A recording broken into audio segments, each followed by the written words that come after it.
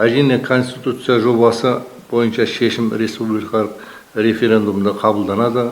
Оған дейін барлық жерлерде, барлық қоғамдық ұйымдарда осы конституцияның жобасы талқыланып жатыр. Біздің ардагерлер үйінде де, мына пленумда біз бір талқылап, оны біраз мәселені көтердік. Ендігі осы келешек ертең болатын 12 күні болатын жаңа конференциямызда осы конституция жобасында талқылауға бел шешіп отырмыз. Мен жаңа конституцияның жобасымен толық танысып шықтым. Енді ол жерде алар қосарымызды қосып арнайы хатпен жібердік.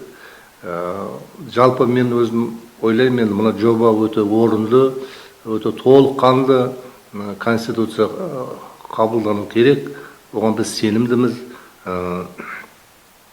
Мен ол жалпы конституцияның жобасымен толық танысып шығуға барлық азаматтарды шақырамын, жобаны қолдаймын және сіздерді соған шақырамын.